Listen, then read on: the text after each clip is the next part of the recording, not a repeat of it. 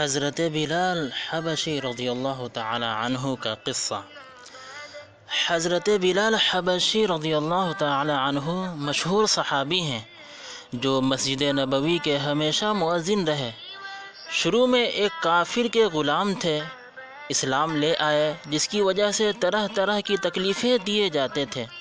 امیہ بن خلف جو مسلمانوں کا سخت دشمن تھا، ان کو سخت گرمی میں دوپہر کے وقت تپتی ہوئی ریت پر سیدھا لٹا کر ان کے سینے پر پتھر کی بڑی چٹان رکھ دیتا تھا تاکہ وہ حرکت نہ کر سکیں، اور کہتا تھا کہ یا اس حال میں مر جائیں اور زندگی چاہیں تو اسلام سے ہٹ جائیں، مگر وہ اس حالت میں بھی احد احد کہتے تھے، یعنی معبود ایک ہی ہے، معبود ایک ہی ہے، اللہ ایک ہی ہے۔ رات کو زنجیروں میں باندھ کر کوڑے لگائے جاتے اور اگلے دن ان زخموں کو گرم زمین پر ڈال کر اور زیادہ زخمی کیا جاتا تاکہ بے قرار ہو کر اسلام سے پھر جائیں یا تڑپ تڑپ کر مر جائیں۔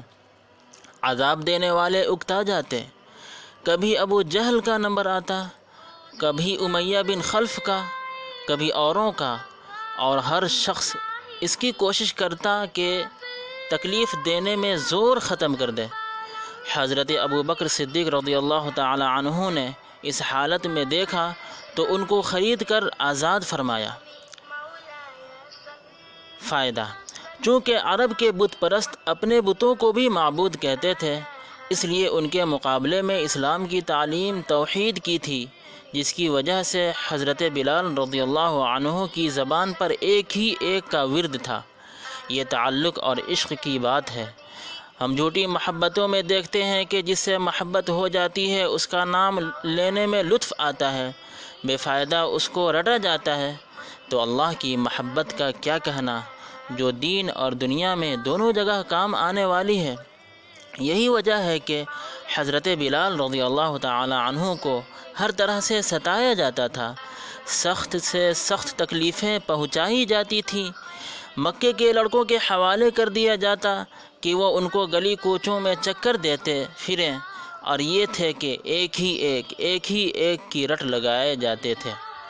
اسی کا یہ صلہ ملا کہ پھر حضور صلی اللہ علیہ وسلم کے دربار میں مؤذن بنے، اور سفر و حضر میں ہمیشہ اذان کی خدمت ان کے سپرد ہوتی۔ حضور صلی اللہ علیہ وسلم کے وصال کے بعد مدینہ طیبہ میں رہنا حضور صلی اللہ علیہ وسلم کی جگہ کو خالی دیکھنا مشکل ہو گیا، اس لیے ارادہ کیا کہ اپنی زندگی کے جائے دن ہیں جہاد میں گزار دوں، اس لیے جہاد میں شرکت کی نیت سے چل دیے۔ ایک عرصے تک مدینہ منورہ لوٹ کر نہیں آئے۔ ایک مرتبہ حضور صلی اللہ علیہ وسلم کی خواب میں زیارت کی۔ حضور صلی اللہ علیہ وسلم نے فرمایا، بلال یہ کیا ظلم ہے، ہمارے پاس کبھی نہیں آتے، تو آنکھ کھلنے پر مدینہ طیبہ حاضر ہوئے۔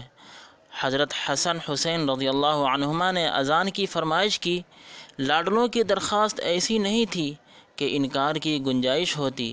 اذان کہنا شروع کی اور مدینے میں حضور صلی اللہ علیہ وسلم کے زمانے کی اذان کانوں میں پڑھ کر کوہرام مچ گیا۔ عورتیں تک روتی ہوئی گھر سے نکل پڑیں۔